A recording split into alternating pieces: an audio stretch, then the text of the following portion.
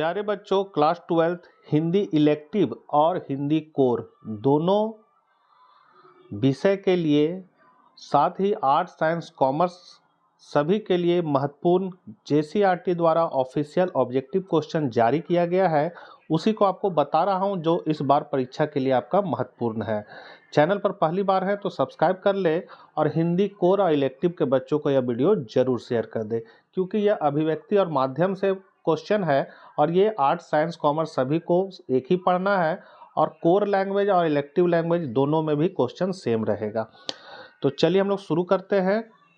पहला चैप्टर जो है अनुच्छेद लेखन में है और उसका पहला क्वेश्चन है निबंध साहित्य की एक विधा है। तो खाली स्थान में हो जाएगा निबंध जो है वो गद्य साहित्य की एक विधा है। निबंध का अंतिम भाग कहलाता है तो वो निष्कर्ष कहलाता है। अनुच्छेद किस विधा का संक्षिप्त रूप है? तो अनुच्छेद जो है वो निबंध का संक्षिप्त रूप है। अनुच्छेद लिखते समय क्या आवश्यक है? तो शब्द सीमा का ध्यान। अब दूसरा चैप्टर है कार्यालयीय पत्र। तो कार्यालयीय पत्रों की भाषा होनी चाहिए कैसी?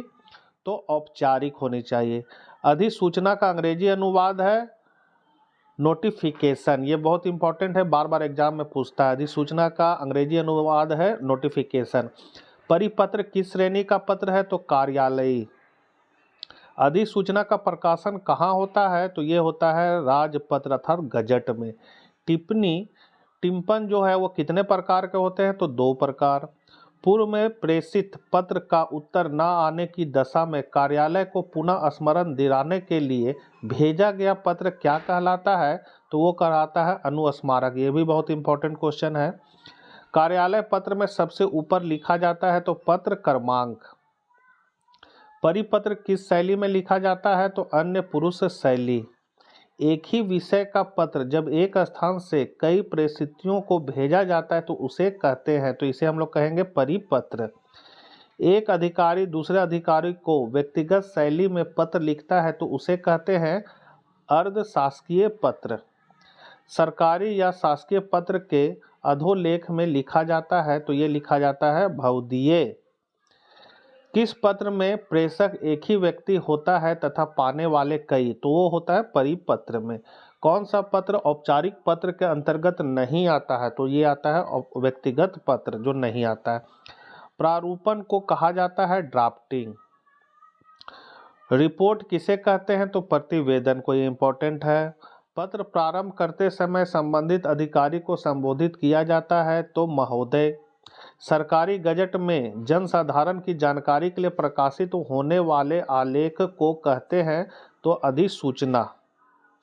टिप्पण कार्य का अंतिम सोपान कहा जाता है प्रारूपण।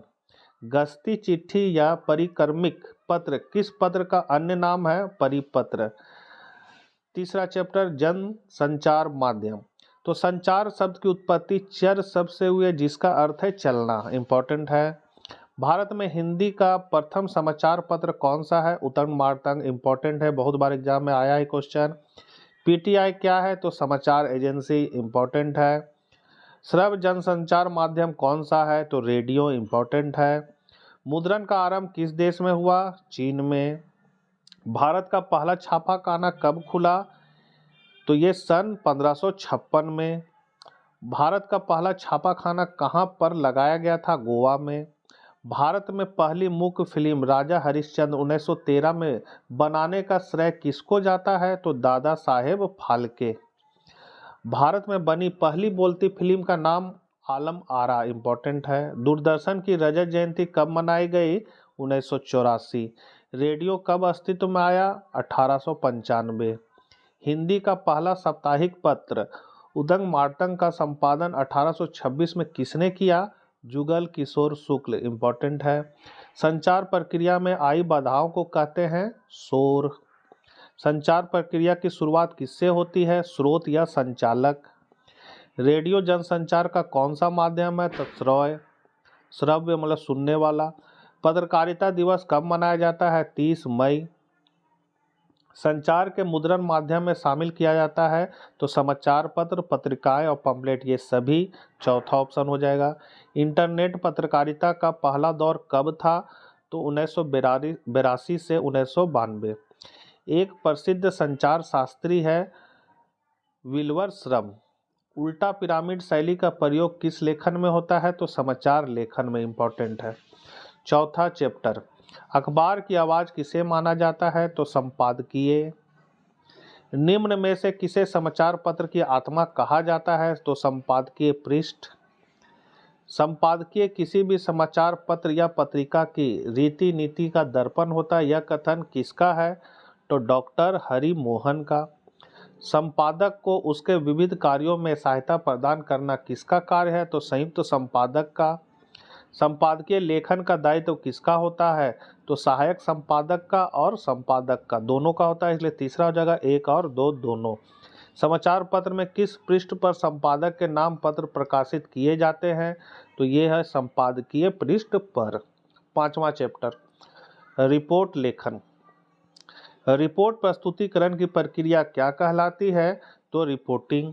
रिपोर्ट क्या है? तो किसी घटना की तथ्यात्मक जानकारी। 6ठा चैप्टर, एक आलेख लेखन की भाषा कैसी होनी चाहिए? तो ये होना चाहिए सरल, सुगम, प्रभावी। ये तीनों हो जाएगा या सभी हो जाएगा। निम्नलिखित में से कौन सा तत्व आलेख लेखन का तत्व नहीं है? तो ये नहीं है मनोरंजकता, ये नहीं है। आलेख एक विधा इंपॉर्टेंट है, आलेख एक विधा है गद्य लेखन की। आलेख के लिए अंग्रेजी में कौन सा शब्द प्रयुक्त होता है? तो इसके लिए आर्टिकल इंपॉर्टेंट है। 7वां चैप्टर, पुस्तक समीक्षा। तो साहित्यिक समालोचना क्या कहलाती है? तो पुस्तक समीक्षा। पुस्तक समीक्षा को अंग्रेजी में क्या कहा जाता है? तो बुक रिव्यू। पुस्तक समीक्षा करने वाला क्या कहलाता है? समीक्षक। 8वां चैप्टर है आपका, सुव्यवस्थित, सृजनात्मक और आत्मनिष्ठ लेखन को क्या कहा जाता है? तो उसको हम लोग कहेंगे फीचर। निम्नलिखित में से फीचर का क्या उद्देश्य होता है? तो ये होता है पाठकों को सूचना देना, पाठकों को शिक्षित करना और पाठकों का मनोरंजन करना, ये सभी होता है, इसीलिए आपका हो जाएगा उपर्युक्त सभी। फीचर लेखन के संबंध में निम्नलिखित में से असत्य कथन का चयन कीजिए। तो असत्य कथन जो है वो सब बढ़िया से देख लीजिए। तो आपका हो जाएगा तीसरा, फीचर आत्मनिष्ठ लेखन है, ये कथन जो है वो असत्य है। चौथा नंबर, फीचर लिखते समय किन बातों का ध्यान रखना जरूरी है? तो ये हो जाएगा विषय से जुड़े पात्रों की मौजूदगी होना जरूरी है और फीचर मनोरंजन के साथ सूचनात्मक हो, ये दोनों होना चाहिए, इसलिए चौथा जगह 1 और 2 दोनों। फीचर लेखन का प्रथम चरण है, क्या प्रथम चरण है? तो ये हो जाएगा शीर्षक। फीचर शब्द का अर्थ है रूपरेखा। फीचर में तथ्यों की प्रस्तुति का ढंग कैसा होता है? मनोरंजक। फीचर किस प्रकार की विधा मानी जाती है? इंपॉर्टेंट, विषय प्रधान।